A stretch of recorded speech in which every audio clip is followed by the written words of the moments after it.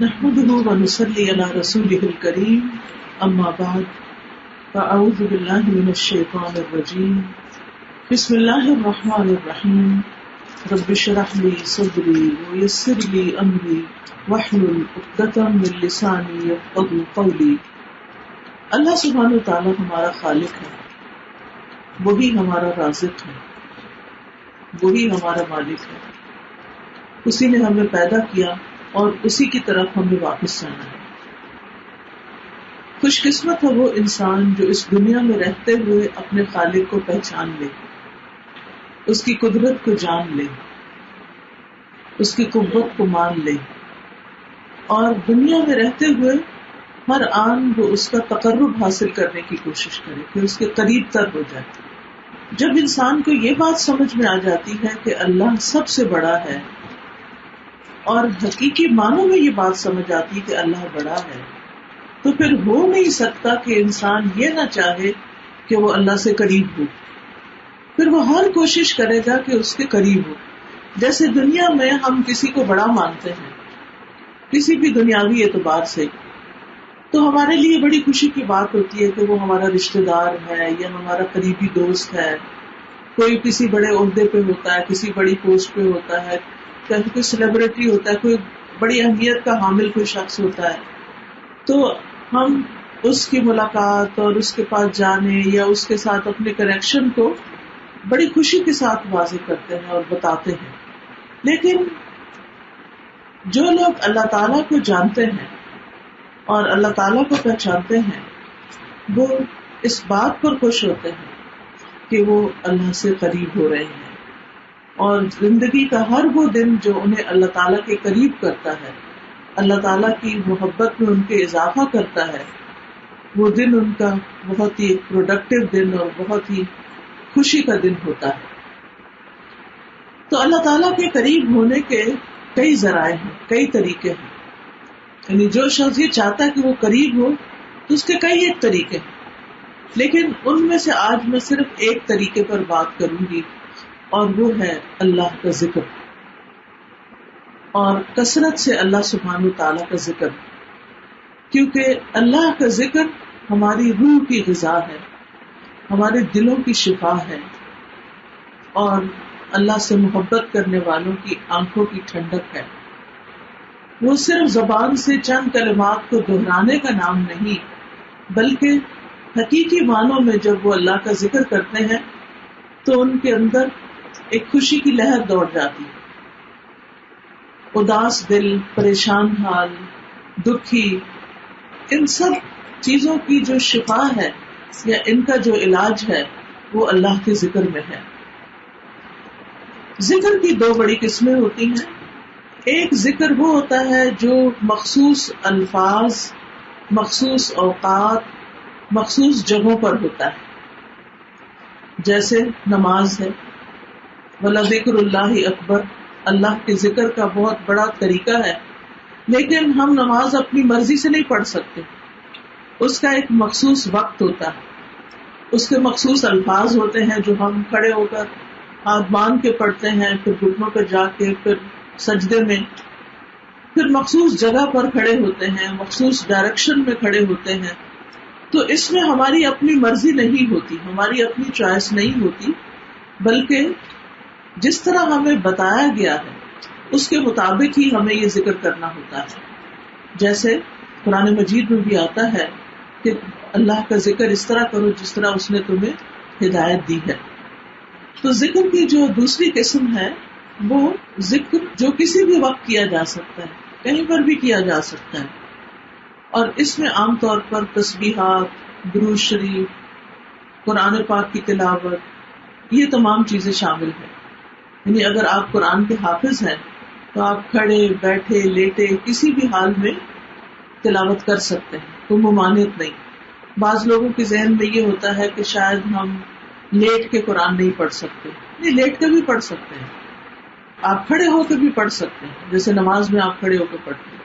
آپ بیٹھ کے بھی پڑھ سکتے ہیں، جب آپ کا دل چاہے آپ پڑھیں، کوئی رکاوٹ نہیں ہے. اسی طرح تسبیحات ہیں، تسبیح بھی چلتے پھرتے، کام کاج کرتے آپ اللہ کی پاکی بیان کر سکتے ہیں. پھر اسی طرح تکبیرات پڑھنی ہوتی ہیں یا درود شریف پڑھنا ہوتا ہے. درود شریف کے متعلق بھی ہمارے ہاں بڑی غلط فہمیاں ہیں کہ بعض لوگ کہتے ہیں بغیر وضو کے درود نہیں پڑھ سکتے. ایسا کچھ بھی نہیں ہے. اس کے لیے وضو کا ہونا شرط نہیں ہے. وضو جو ہے دو اہم مواقع پہ بڑا ضروری ہے جس کے بغیر وہ عبادت نہیں ہوتی. ایک ہے نماز اور دوسرے ہے طواف. طواف وضو کے بغیر نہیں ہوتا, نماز وضو کے بغیر نہیں ہوتی. باقی یہ ہے کہ قرآن کی تلاوت بھی افضل ہے اگر آپ کا وضو ہو, اور اگر آپ کا وضو نہیں ہے تو بھی آپ اچھی طرح جب بھی بیٹھیں آپ قرآن کی تلاوت کر سکتے ہیں. اور اب تو بہت سہولت ہو گئی ہے کہ ٹیبلٹس پر, فون پر, آپ کی اسکرین پر ہر طرح کے قرآن مجید کے ٹیکسٹ اویلیبل ہیں, اور اگر آپ فون کو اٹھا کے تلاوت کر رہے ہیں تو وضو کی ضرورت نہیں ہے. اس میں جیسے عام دنوں میں آپ اٹھاتے ہیں تو عام اوقات میں اپنا فون اٹھاتے ہیں, ایسے ہی اگر آپ قرآن پڑھنے کی نیت سے اٹھا رہے ہیں تو بغیر وضو کے آپ اس کو کھول کے, ایون اگر آپ اسکرین کو ٹچ بھی کر رہے ہیں تو بھی اس کے لیے وضو کی ضرورت نہیں ہے. تو قرآن پڑھنے کے لیے, درود شریف پڑھنے کے لیے, آیت کریمہ پڑھنے کے لیے نہ جگہ کی قید ہے, نہ وضو کی قید ہے, اور نہ ہی کوئی اور پابندی ہے, بلکہ آپ کھلا ذکر کر سکتے ہیں. اذکار تو بہت سارے ہیں, لیکن آج میں ایک خاص ذکر سبحان اللہ والحمد للہ ولا الہ الا اللہ واللہ اکبر, ان 4 کلمات پر مشتمل جو ذکر ہے اس کی کچھ فضیلت بیان کروں گی. ہم ذکر کرتے ہیں, کوئی ہمیں بتا دیتا ہے, ہم تسبیح کرنا شروع کر دیتے ہیں, لیکن ہماری اکثر تسبیح بے روح ہوتی ہے. تو سبحان اللہ سبحان اللہ سبحان اللہ کرتے جاتے ہیں, یہ نہیں پتا چلتا کہ ہمیں اس میں کیا کرنا ہے, کس طرح کرنا ہے. اس کلمے کے بارے میں بہت سی احادیث وارد ہوئی ہیں جس میں اس کلمے کی فضیلت کا ہمیں پتہ چلتا ہے اور اس کی ترتیب کا فرق بھی پتہ چلتا ہے. کبھی سبحان اللہ پہلے ہے, کبھی الحمدللہ اس میں پہلے آتا ہے, تو اس سے کوئی فرق نہیں پڑتا ایز لانگ ایز یہ 4 چیزیں پوری ہو رہی ہیں, جن میں سے ایک سبحان اللہ, دوسرے الحمدللہ, تیسرے لا الہ الا اللہ, اور چوتھے اللہ اکبر. تو آئیے ہم سنت نبوی سے ان کلمات کے عظیم فضائل کا تعارف حاصل کریں. یہ کلمات نمبر 1 اللہ کے نزدیک محبوب ترین کلمات ہیں. اللہ کے نزدیک محبوب ترین کلمات ہیں.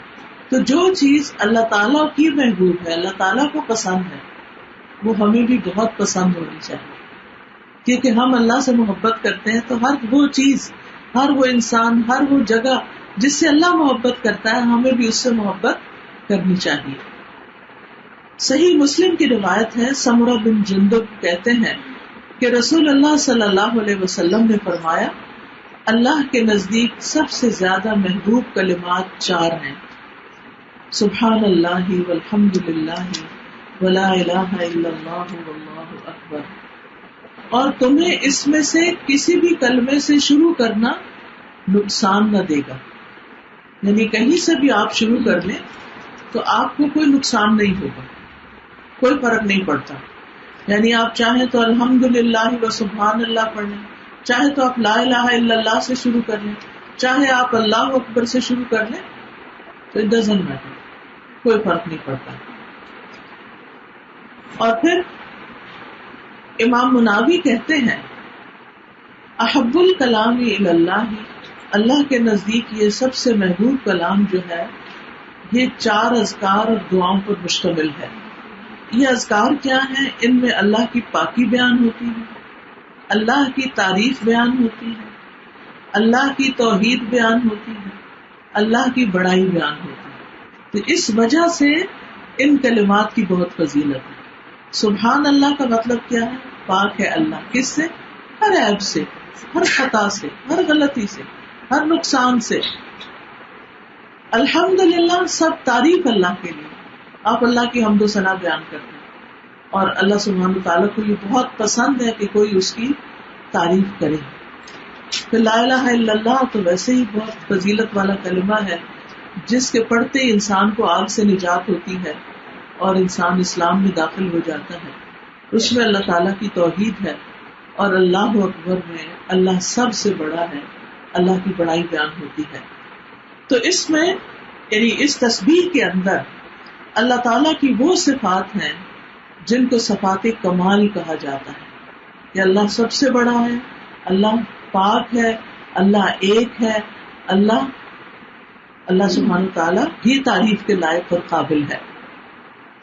تو ان کلمات کو جب بھی انسان پڑھتا ہے تو اللہ تعالیٰ کی محبت حاصل کرتا ہے. تو اللہ تعالیٰ کے قریب اگر ہم ہونا چاہتے ہیں، اللہ کے پسندیدہ بننا چاہتے ہیں، تو ان کلمات کا ذکر کرنا چاہیے. نمبر 2، رسول اللہ صلی اللہ علیہ وسلم کے بھی نہایت پسندیدہ کلمات ہیں یہ. اللہ تعالیٰ کی پسند کے بعد محمد صلی اللہ علیہ وسلم کی پسند. صحیح مسلم کی روایت ہے، ابو ہریرہ رضی اللہ عنہ سے کہتے ہیں کہ رسول اللہ صلی اللہ علیہ وسلم نے فرمایا، سبحان اللہ والحمد للہ ولا الہ الا اللہ واللہ اکبر کہنا میرے نزدیک ہر اس چیز سے محبوب ہے جس پر سورج طلوع ہوتا ہے.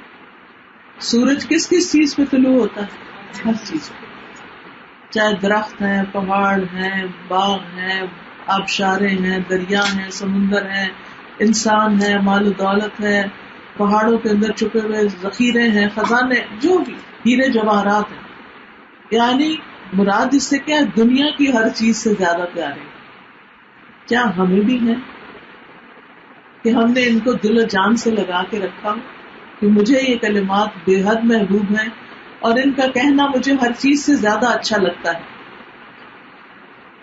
امام ابن عربی رحمہ اللہ فرماتے ہیں کہ آپ صلی اللہ علیہ وسلم نے ان کلمات اور ہر اس چیز جس پر سورج طلوع ہوتا ہے فضیلت کے اعتبار سے ایک موازنہ بیان کیا. لیکن فضیلت میں موازنہ کرنے کی شرط یہ ہوتی ہے کہ دونوں چیزیں اصل معنی میں برابر ہوں، پھر ان میں سے ایک چیز دوسری سے زیادہ ہو جائے. لیکن وہ یہ کہتے ہیں کہ اس میں اس بات کا بھی احتمال ہے کہ آپ کی مراد یہ ہے کہ یہ کلمات مجھے اس بات سے زیادہ محبوب ہیں کہ میرے لیے ساری دنیا کا مال و دولت ہو اور میں اس کو صدقہ کر دوں.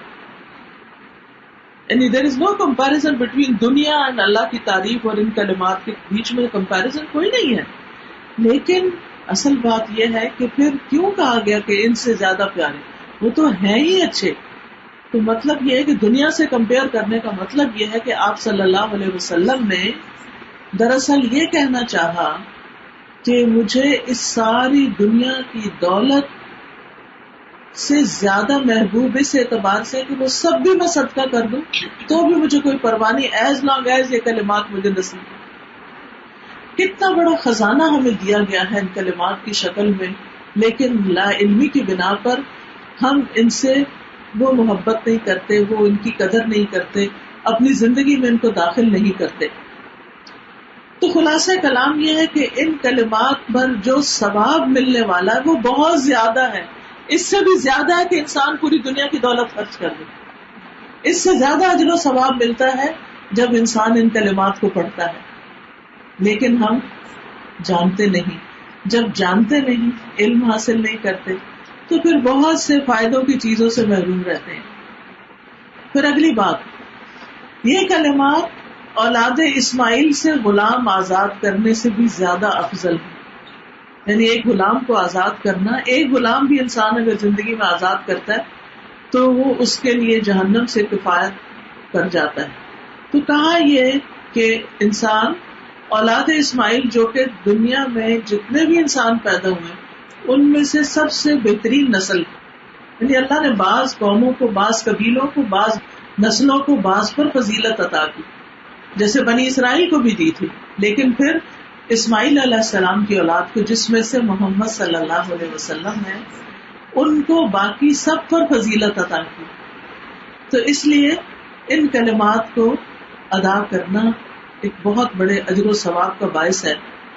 صحیح ترغیب و ترہیب کی روایت میں ہے، ابو امامہ رضی اللہ عنہ سے مروی ہے کہ رسول اللہ صلی اللہ علیہ وسلم نے فرمایا، سورج طلوع ہونے تک میں بیٹھ کر اللہ کا ذکر کروں، اس کی بڑائی، اس کی حمد و تسبیح اور تحلیل کروں، یعنی لا الہ الا اللہ پڑھوں، یہ مجھے اولاد اسماعیل میں سے 2 غلام آزاد کرنے سے زیادہ محبوب ہے. اسی طرح عصر کے بعد سورج غروب ہونے تک اللہ کا ذکر کرنا مجھے اولاد اسماعیل میں سے 4 غلام آزاد کرنے سے زیادہ محبوب ہے. تو یہ 2 اوقات جو ہیں یہ خاص ذکر کے اوقات ہیں اور اس تسبیح کے اوقات. ویسے تو انسان کسی وقت بھی پڑھ سکتا ہے، لیکن اگر ان اوقات میں یعنی صبح فجر کی نماز پڑھی اور اس کے بعد انسان اپنی جگہ پہ بیٹھ گیا، ذکر اذکار کی اور اس میں یہ تسبیح پڑھتا ہے سورج نکلنے سے پہلے تو زیادہ افضل ہے. اسی طرح عصر کی نماز پڑھی اور غروب سے پہلے یہ ذکر کر لیتا تو زیادہ افضل ہے. لیکن اگر کسی وجہ سے آپ ان اوقات میں نہیں بھی کر سکتے تو اس کی قید نہیں ہے کہ اگر کسی اور وقت میں کریں گے تو آپ کو اجر و ثواب نہیں ملے گا، پھر بھی آپ کو اجر و ثواب ملے گا. سنن ابن ماجہ کی روایت میں آتا ہے، ام ہانی کہتی ہیں کہ میں نے رسول اللہ صلی اللہ علیہ وسلم کی خدمت میں حاضر ہو کر عرض کیا، اے اللہ کے رسول صلی اللہ علیہ وسلم، مجھے کوئی آسان سا کام بتائیے، آسان عمل بتائیے، کیونکہ میں بوڑھی ہو گئی ہوں، کمزور ہو گئی ہوں، میرا بدن بھاری ہو گیا ہے. بڑھاپے میں چاہے انسان پتلا بھی ہو تو چلنا پھرنا دوبھر لگتا ہے، بھاری ہی لگتا ہے.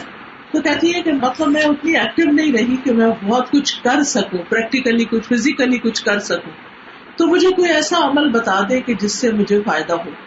تو رسول اللہ صلی اللہ علیہ وسلم نے فرمایا 100 بار اللہ اکبر، 100 بار الحمدللہ اور 100 بار سبحان اللہ کہو. یہ لگام اور کاٹھی سمیت 100 گھوڑے اللہ کی راہ میں دینے سے بہتر ہے. اتنا بڑا اجر و ثواب. 100 اونٹ اللہ کی راہ میں قربان کرنے سے بہتر ہے اور 100 غلام آزاد کرنے سے بہتر ہے. یعنی ایک تسبیح اٹھائیں اور 100 دفعہ آپ اس کو پڑھ لیں تو گویا آپ نے اتنا زیادہ صدقہ خیرات کر لیا. ہم میں سے کس کے پاس اتنا مال ہے کہ صبح و شام ہم اتنا کچھ صدقہ کر سکیں؟ ہو بھی تو ہمت نہیں ہوتی. یعنی انسان کے اندر ایک شوق یا بخل ہے اور اس کو ایک خوف لاحق رہتا ہے کہ پھر میرا فیوچر کیا ہوگا، اگر میں نے سب کچھ ہی دے دیا تو میرا کیا بنے گا، میری ضرورتیں کہاں سے پوری ہوں گی. تو اللہ سبحانہ وتعالیٰ نے اس کا آلٹرنیٹ بھی دے دیا. پھر اسی طرح یہ کلمات گناہوں کا کفارہ بھی بنتے ہیں. ہم دن رات خطائیں کرتے ہیں اور بعض اوقات اپنے گناہوں کی وجہ سے بوجھل ہو جاتے ہیں اور دل پہ ایک بوجھ آ جاتا ہے اور ایک غم کسی کیفیت آ جاتی ہے، ایک ڈپریشن سا ہونے لگتا ہے کہ اتنی غلطیاں ہیں، پتہ نہیں اللہ تعالیٰ معاف کرے گا یا نہیں، ہمارا کیا ہوگا، پتہ نہیں قبر میں کیا ہوگا، پتہ نہیں آخرت میں کیا ہوگا. یہ ایک خوف اور انزائٹی بعض اوقات انسان کے اوپر حاوی ہونے لگتی ہے. تو اس کے اتار کے لیے بھی یہی ذکر کرنا چاہیے.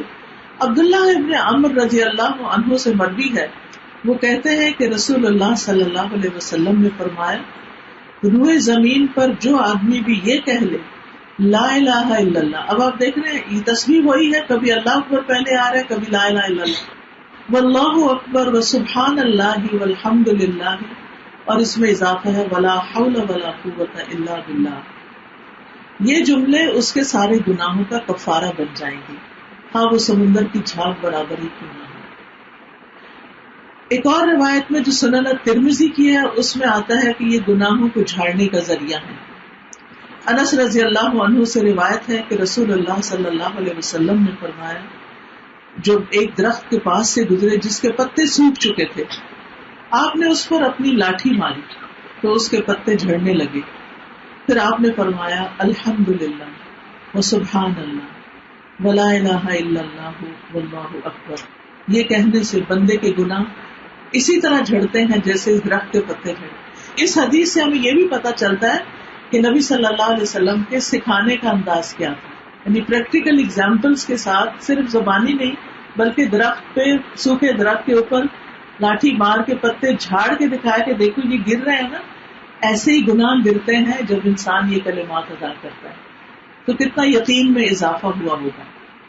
پھر اسی طرح یہ کلمات جنت میں درخت لگانے کا ذریعہ ہے. السلسلہ صحیحہ کی روایت ہے ابن مسعود رضی اللہ عنہ سے کہ رسول اللہ صلی اللہ علیہ وسلم نے فرمایا، جس رات مجھے معراج کرائی گئی میری ملاقات ابراہیم علیہ السلام سے ہوئی، تو انہوں نے کہا، اے محمد صلی اللہ علیہ وسلم، اپنی امت کو میری طرف سے سلام پیش کرنا اور انہیں بتانا کہ جنت کی مٹی پاکیزہ ہے، بہت عمدہ مٹی، بہت اچھا سائل، اور اس کا پانی میٹھا ہے. آپ سوچئے کہ کہیں فرٹائل لینڈ ہو اور پانی بھی اچھا ہو، اور وہ ایک چٹیل میدان ہے، اور سبحان اللہ والحمد للہ ولا الہ الا اللہ واللہ اکبر کہنا وہاں درخت لگانا ہے. یعنی تمہیں ایک لینڈ دے دی گئی ہے، اب جتنی تسبیح کرو گے، جتنا ذکر کرو گے، اتنی ہی گرینری زیادہ ہو جائے گی. اب یہ ہر ایک پر ہے کہ وہ اس کو کتنا خوبصورت بناتا ہے. پھر ان کلمات کو کہنے والے بندے کی فضیلت کے بارے میں آتا ہے. عبداللہ بن شداد روایت کرتے ہیں، یہ سلسلہ صحیحہ کی روایت ہے، کہ قبیلہ بنو ازرع کے 3 لوگ نبی صلی اللہ علیہ وسلم کے پاس آئے اور اسلام قبول کر لیا. تو نبی صلی اللہ علیہ وسلم نے فرمایا کہ کون ان کو کفایت کرے گا، یعنی کون ان کو اپنے پاس رکھے گا، کیونکہ اپنا قبیلہ چھوڑ کے آ گئے ہیں. تو طلحہ رضی اللہ عنہ نے کہا کہ میں ان کو اپنے پاس رکھتا ہوں، لہٰذا وہ ان کے ساتھ رہنے لگ گئے. ایک دن نبی صلی اللہ علیہ وسلم نے ایک لشکر بھیجا، ان میں سے ایک آدمی ان میں سے بھی شریک ہوا، یہ جو 3 آئے تھے، اور وہ وہاں شہید ہو گیا. کچھ عرصے کے بعد آپ نے ایک اور ایکسپیڈیشن کہیں بھیجی، ایک لشکر بھیجا، تو ایک اور ان میں سے اس کے ساتھ چلا گیا اور وہ بھی وہاں شہید ہو گیا. پھر کچھ عرصے کے بعد جو تیسرا بچا تھا ان 3 میں سے، وہ اپنے بستر پر طبعی موت مرا، وہ کسی غزوہ میں شہید نہیں ہوا. طلحہ رضی اللہ عنہ کہتے ہیں کہ میں نے خواب میں ان تینوں کو جنت میں دیکھا، لیکن میں دیکھتا ہوں کہ اپنے بستر پر طبعی موت مرنے والا سب سے آگے ہے، اس کے پیچھے دوسرے نمبر پر شہید ہونے والا، اور اس کے پیچھے پہلے نمبر پہ شہید ہونے والا ہے. تو مجھے بڑی تشویش ہوئی کہ میں نے کس قسم کا خواب دیکھا ہے. میں نبی صلی اللہ علیہ وسلم کے پاس آیا اور آپ سے یہ خواب بیان کیا. تو آپ نے فرمایا کہ تمہیں اس سے کیوں تعجب ہوا، تم حیران کیوں ہو رہے ہو؟ وہ مومن سب سے افضل ہے جسے اسلام کی زندگی نصیب ہوتی ہے، یعنی مسلمان ہو کے پھر لمبی عمر پاتا ہے، کیونکہ وہ اپنی زندگی میں سبحان اللہ، اللہ اکبر، لا الہ الا اللہ کہتا رہتا ہے. یعنی ان کلمات کے کہنے کی وجہ سے اس کا نمبر ان پہلے شہیدوں سے بھی آگے ہو گیا، کیونکہ اس کو زیادہ دن مل گئے زیادہ کمائی کے لیے.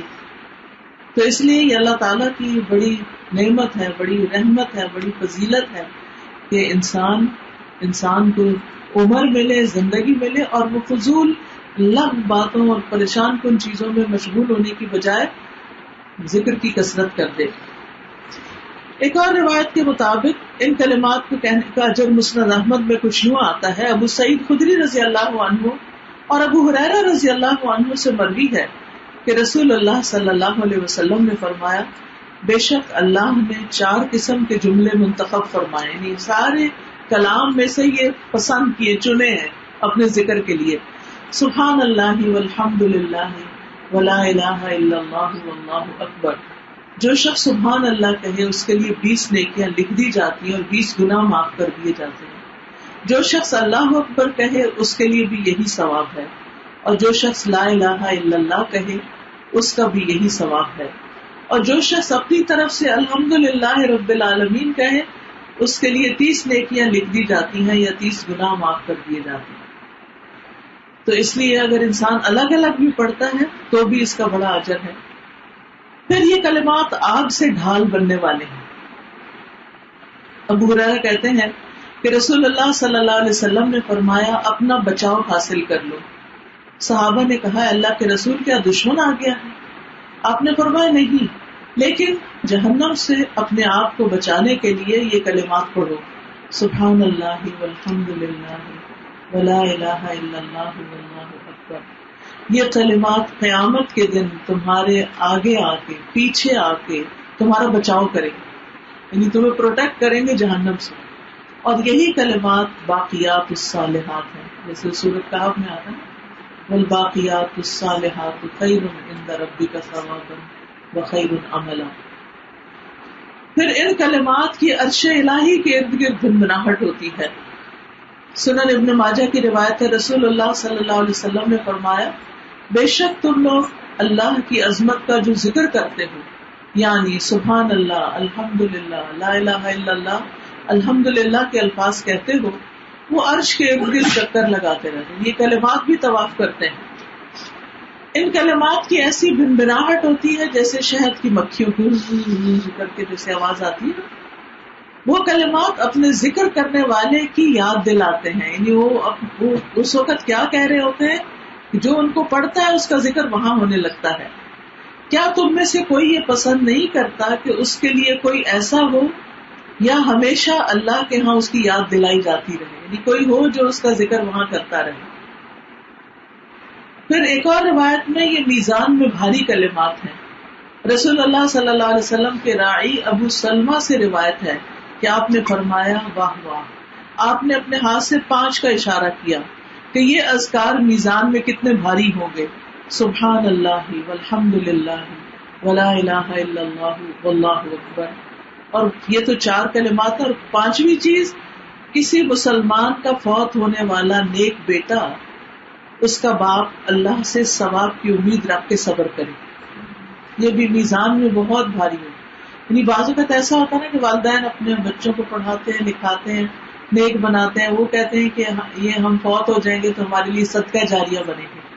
لیکن کبھی ایسا بھی ہوتا ہے کہ وہ والدین سے پہلے ہی فوت ہو جاتے ہیں اور کبھی بڑھاپے میں فوت ہو جاتے ہیں، تو وہ ان کے لیے بہت بڑا صدمہ بنتا ہے. اتنا بڑا صدمہ جو برداشت کر جائے اور صبر کر جائے اور اللہ سے ناراض نہ ہو، تو وہ اس کے لیے اتنے بڑے اجر کا باعث بنتے ہیں. یعنی میزان بھاری ہو جاتا ہے ایسے شخص کو. پھر اسی طرح یہ بھی ہے صحیح مسلم کی روایت میں کہ ان میں سے ہر کلمہ صدقہ بھی ہے. یعنی بعض اوقات ہم مال کا صدقہ نہیں کر سکتے تو ہم تسبیح پڑھنا شروع کر دیں. ابو ذر سے روایت ہے کہ اصحاب رسول صلی اللہ علیہ وسلم میں سے کچھ لوگوں نے نبی صلی اللہ علیہ وسلم سے عرض کیا، اے اللہ کے رسول، مالدار لوگ سارا ثواب لے گئے. وہ نماز پڑھتے ہیں جیسے ہم نماز پڑھتے ہیں، وہ روزہ رکھتے ہیں جیسے ہم روزے رکھتے ہیں، اور وہ اپنے سے زائد اموال میں سے صدقہ کرتے رہتے ہیں. آپ صلی اللہ علیہ وسلم نے فرمایا، کیا اللہ نے تمہارے لیے وہ چیز نہیں بنائی جس سے تمہیں بھی صدقے کا ثواب ہو؟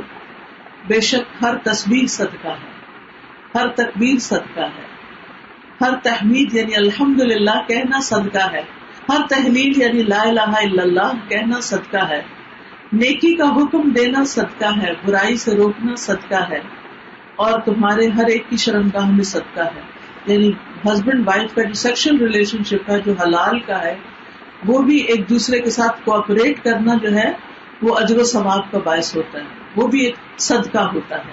بعض اوقات ہسبینڈ کی ضرورت ہوتی ہے، بعض اوقات وائف کی ضرورت ہوتی ہے، دوسرے کا موڈ نہیں ہوتا لیکن انسان اس کے ساتھ تعاون کرتا ہے تو ایک طرح سے وہ اس پر صدقہ کر رہا ہوتا ہے اور اللہ کے ہاں اس کا اجر لکھا جا رہا ہوتا ہے.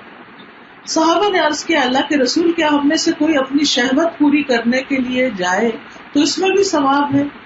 تو آپ نے فرمایا، کیا تم نہیں دیکھتے کہ اگر وہ اسے حرام جگہ استعمال کرتا تو گناہ کا باعث ہوتا، اسی طرح اگر وہ اسے حلال جگہ صرف کرے تو اس پر بھی اس کو ثواب. یہ ہے ہمارے دین کی خوبصورتی کہ سراسر دنیاوی ضروریات، ایون ہماری خواہشات کی تکمیل اگر حلال جائز طریقے سے ہوتی ہے تو وہ بھی اجر و ثواب کا باعث ہوتا ہے.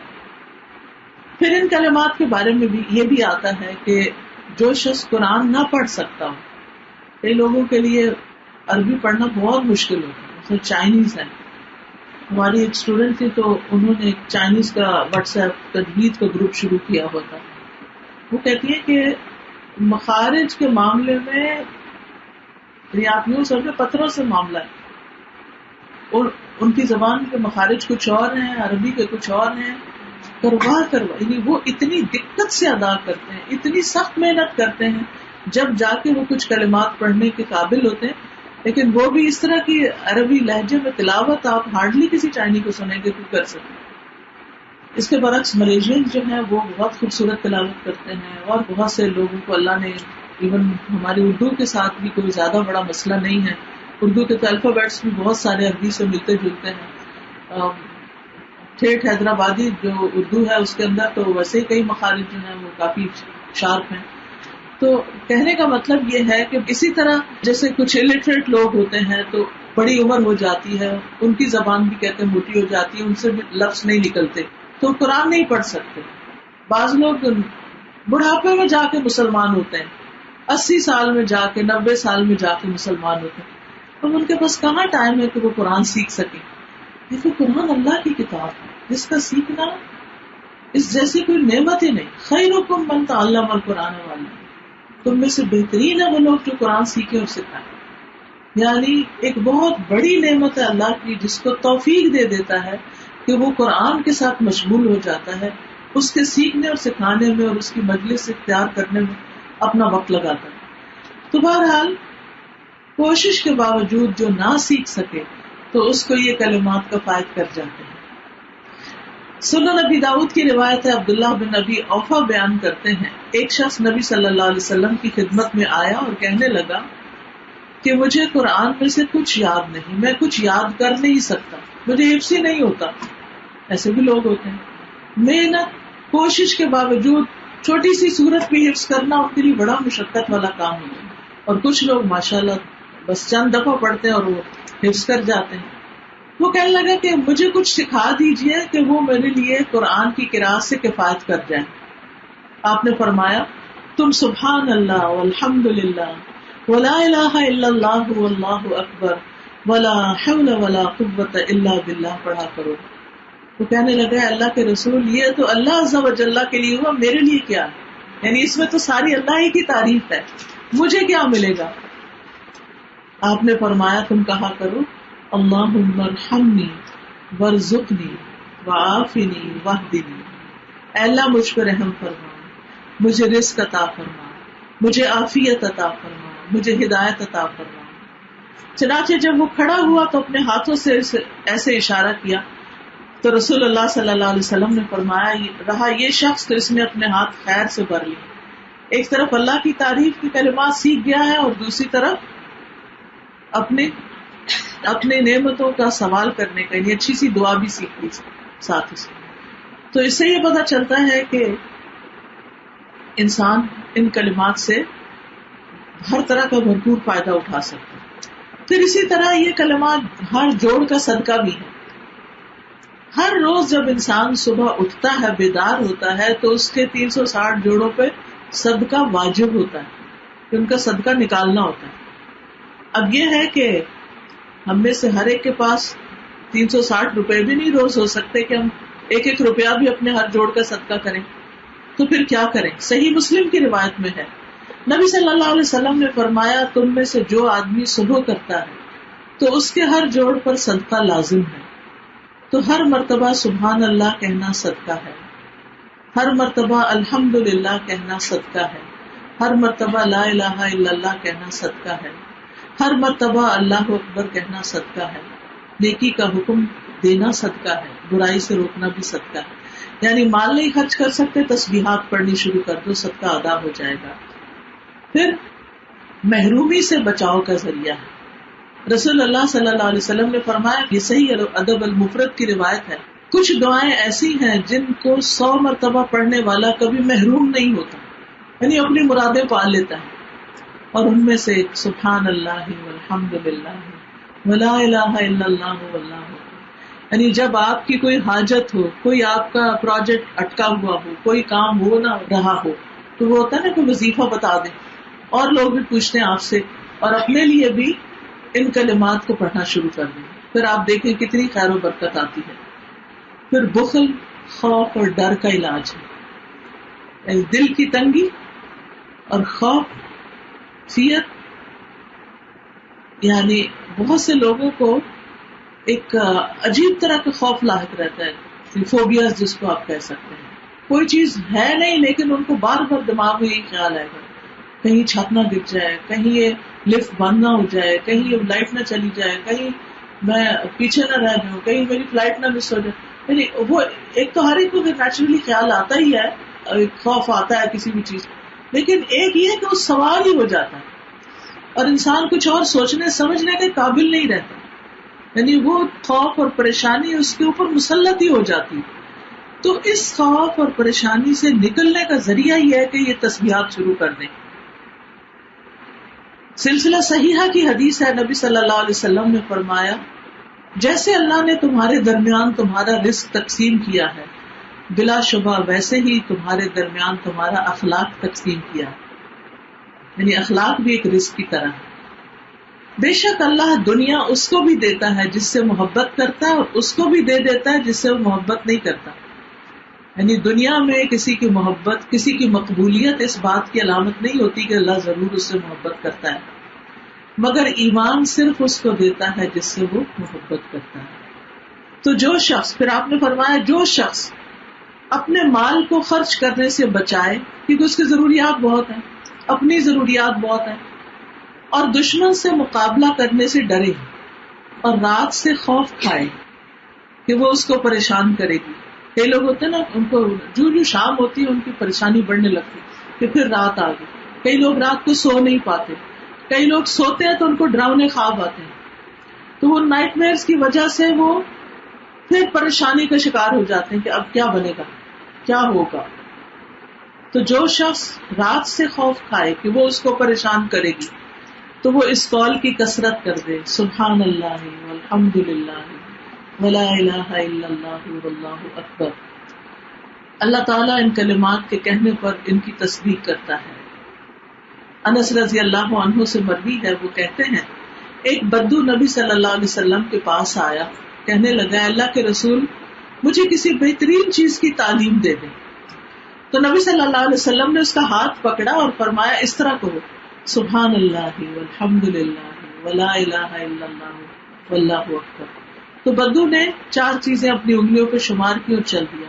پھر کچھ سوچنے کے بعد واپس آیا تو نبی صلی اللہ علیہ وسلم مسکرانے لگے. فرمایا خستہ حال بدو سوچنے لگ گیا.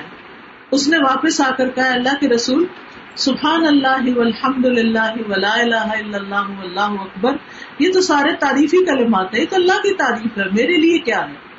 تو اللہ کے نبی نے اس سے فرمایا اے اعرابی، جب تم سبحان اللہ کہو گے تو اللہ تعالیٰ فرمائے گا تم نے سچ کہا، جب تم الحمدللہ کہو گے تو اللہ تعالیٰ کہے گا تم نے سچ کہا، جب تم لا الہ الا اللہ کہو گے تو اللہ تعالیٰ فرمائے گا تم نے سچ کہا، جب تم اللہ اکبر کہو گے تو اللہ تعالیٰ فرمائے گا تم نے سچ کہا، اور جب تم اللہم اغفر لی کہو گے تو اللہ تعالیٰ کہے گا میں نے تمہیں بخش دیا. یہ کلمہ پڑھ کے آخر میں اللہم اغفر لی بھی پڑھ لیں. جب تم اللہم ارحمنی کہو گے تو اللہ تعالیٰ فرمائے گا میں نے رحم کر دیا، اور جب تم اللہم ارزقنی کہو گے تو اللہ تعالیٰ فرمائے گا میں نے رزق کا فیصلہ کر لیا. تو بدو نے اپنے ہاتھ پہ 7 کلمات شمار کیے اور چل دیا. پھر اسی طرح دجال کے زمانے میں یہ کلمات اہل ایمان کی خوراک ہو گئی. حضرت عائشہ کہتی ہے کہ میں نے نبی صلی اللہ علیہ وسلم سے پوچھا دجال کے زمانے میں ایمان والوں کا کھانا کیا ہوگا، یعنی ہر طرف ایک کرفیو ہی نافذ ہو جائے گا کہ لوگ یعنی دجال کے خوف سے ادھر ادھر چھپ جائیں گے، تو پھر کھائیں پیئیں گے کیا؟ آپ نے فرمایا جو فرشتوں کا کھانا ہے. فرشتے جو ہیں وہ کوئی فروٹس یا میٹ یا ہمارے کھانے والی چیزیں نہیں کھاتے، لیکن انرجی کتنی ہے ان میں، یہاں سے وہاں وہاں سے وہاں کتنے بڑے بڑے کام کر رہے ہوتے ہیں. تو کیا کھا کے زندہ رہتے ہیں وہ؟ یہی تسبیح، سبحان اللہ والحمد للہ ولا الہ الا اللہ واللہ اکبر، یعنی تسبیح، تکبیر، تحمید اور تحلیل. پھر اسی طرح جو شخص ایک دن میں یہ کلمات کہتا ہے تو شام کو اپنے نفس کو جہنم کی آگ سے دور کر لیتا ہے. جن مجالس میں یہ کلمات پڑھے جاتے ہیں، جیسے ہماری اس مجلس میں بار بار یہ کلمہ پڑھا گیا ہے، ان کی بھی بڑی فضیلت ہے. ابو ہریرہ سے مروی ہے کہ نبی صلی اللہ علیہ وسلم نے فرمایا بے شک اللہ تعالیٰ کے کچھ فرشتے، زائد فرشتے ایسے بھی ہیں جو پھرتے رہتے ہیں اور ذکر کی مجلسوں کی تلاش کرتے ہیں. جب وہ ایسی مجلس پا لیتے ہیں جس میں اس کا ذکر ہو تو وہ ان کے ساتھ بیٹھ جاتے ہیں اور ایک دوسرے کو اپنے پروں سے ڈھانپ لیتے ہیں، یہاں تک کہ ان سے لے کر آسمان دنیا کے درمیان خلا بھر جاتا ہے، اتنے فرشتے اکٹھے ہو جاتے ہیں. پھر جب وہ الگ ہوتے ہیں اور آسمان کی طرف واپس چڑھتے ہیں تو اللہ تعالیٰ ان سے پوچھتا ہے، حالانکہ وہ بخوبی جانتا ہے کہ تم کہاں سے آئے ہو. وہ عرض کرتے ہیں ہم زمین میں تیرے بندوں کے پاس سے آئے ہیں جو تیری تسبیح، تکبیر، تحلیل اور تعریف اور تجھ سے سوال کرنے میں مشغول، تیری دعائیں کر رہے تھے. اللہ تعالیٰ فرماتا ہے وہ مجھ سے کیا سوال کر رہے تھے؟ وہ عرض کرتے ہیں وہ تجھ سے تیری جنت کا سوال کر رہے تھے. اللہ تعالیٰ فرماتا ہے کیا انہوں نے میری جنت کو دیکھا ہے؟ وہ عرض کرتے ہیں نہیں اے میرے رب. اللہ تعالیٰ فرماتا ہے اگر وہ میری جنت کو دیکھ لیتے تو ان کی کیا کیفیت ہوتی؟ وہ عرض کرتے ہیں وہ تجھ سے پناہ بھی مانگ رہے تھے. تو اللہ تعالیٰ فرماتا ہے وہ کس چیز سے پناہ مانگ رہے تھے؟ فرشتے عرض کرتے ہیں رب تیری جہنم سے. اللہ تعالیٰ فرماتا ہے کیا انہوں نے میری جہنم کو دیکھا ہے؟ وہ عرض کرتے ہیں نہیں. اللہ تعالیٰ فرماتے ہیں اگر وہ میری جہنم کو دیکھ لیتے ان کی کیا کیفیت ہوتی. فرشتے عرض کرتے ہیں اور وہ تجھ سے مغفرت بھی مانگ رہے تھے تو اللہ تعالیٰ فرماتے ہیں تحقیق میں نے انہیں بخش دیا اور انہوں نے جو مانگا میں نے انہیں عطا کر دیا اور جس سے انہوں نے پناہ مانگی میں نے انہیں پناہ دے دی. وہ کہتے ہیں اے رب ان میں فلاں شخص بھی موجود تھا جو سخت گناہ گار تھا اور وہاں سے گزرتے ہوئے ان لوگوں کے ساتھ بیٹھ گیا تو اللہ تعالیٰ فرماتے ہیں میں نے اس کو بھی بخش دیا. یہ ایسے لوگ ہیں کہ ان کے ساتھ بیٹھنے والا بھی محروم نہیں ہے، یعنی ایسی مجالس میں محرومی نہیں ہوتی. تو یہ کلمات ہیں. ان میں سے کچھ احادیث آپ کو جو کارڈز دیے گئے ہیں ان کارڈز کے اندر بھی لکھی ہوئی ہیں، ساری نہیں ہے لیکن کچھ احادیث ان میں سے موجود ہیں. تو اگر آپ یہ حدیثیں خود پڑھیں گے، اپنے گھر والوں سے شیئر کریں گے جو کارڈز آپ کو دیے ہیں ان کے اندر، تو اس سے یہ کہ ایک علم یقینی میں اضافہ ہوتا ہے. اور باقی یہ ہے کہ آپ الہدا کے اسٹال پہ اویلیبل بھی ہوتے ہیں، آپ ان کو اوروں کے لیے بھی ایز اے گفٹ لے کے دے سکتے ہیں اور نیکی کی بات، خیر کی بات، خیر کے کلمات دوسروں سے شیئر کر سکتے ہیں. اور سب سے بڑی بات یہ ہے کہ ہم اپنی زندگی میں ان کو شامل کریں، یعنی کوئی دن زندگی کا ایسا نہ جائے کہ جب ہم یہ بھولیں. یاد رکھیں کہ یہ اتنی فضیلت والے ہیں کلمات کے، شیطان لازماً آپ کو بلوائے گا. تو آپ نے کوئی ٹائم مقرر کر لینا ہے، مثلاً واک کرتے ہیں آپ یا ٹریڈ مل پہ جاتے ہیں یا آپ کوئی اور گھر کا کام کر رہے ہوتے ہیں، تو اس دوران بھی آپ ان کو مضبوطی سے پکڑ سکتے ہیں. اور ایک چیز یہ کہ جب یہ تصویر پوری ہو تو بعد میں دعا مانگنا نہ بھولیں، کیونکہ اس کے بعد دعا قبول ہوتی ہے. تو اللہ تعالیٰ ہمیں عمل کی توفیق عطا فرمائے. اگر کوئی سوال آپ کے ذہن میں آیا تو آپ پوچھیے.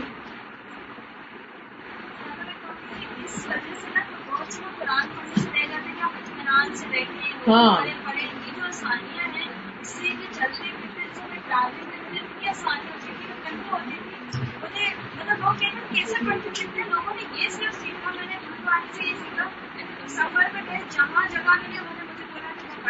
بالکل بالکل.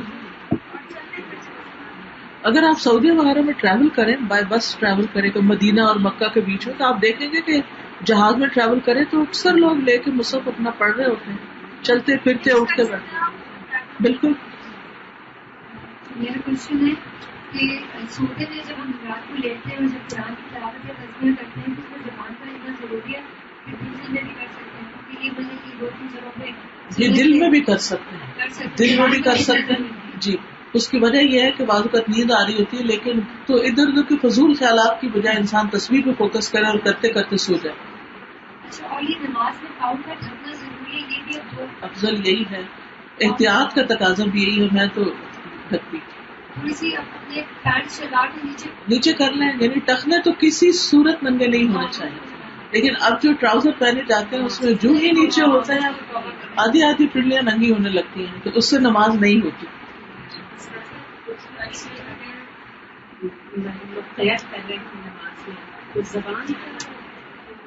ہلانا ضروری ہے، نماز کی قرات میں زبان کا ہلنا ضروری ہے. نہیں نہیں اتنا ضروری ہے. اور 3 آیت کے بعد اگر کوئی غلط ہو جائے ہماری اس میں تو وہ جائز، 3 آیت صحیح ہونی چاہیے، یعنی اتنی ہو جس کو آپ قرات کہہ سکیں.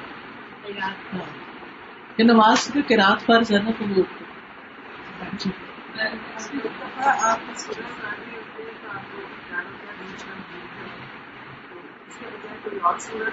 پڑھ سکتے ہیں.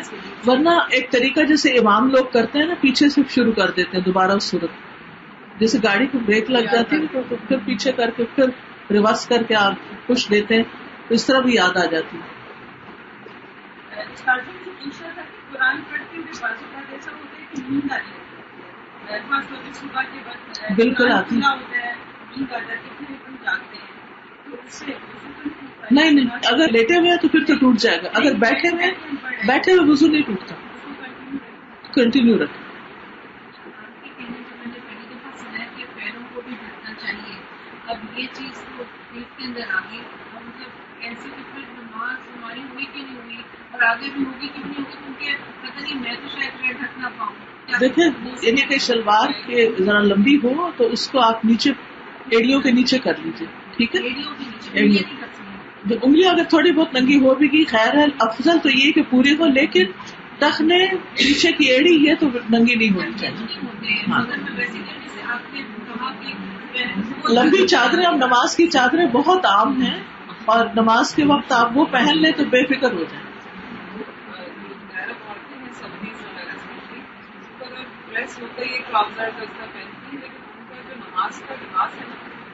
وہاں تو یہ جی ہاں جی بالکل وہ آپ مسجدوں میں بھی اگر دیکھیں تو وہ بڑے ہوئے ہوتے ہیں عورتیں ٹراؤزر کے اوپر بس اسکرٹ پہنتی ہیں. بالکل بالکل کیونکہ نماز میں سطر جو ہے یہ شرط ہے.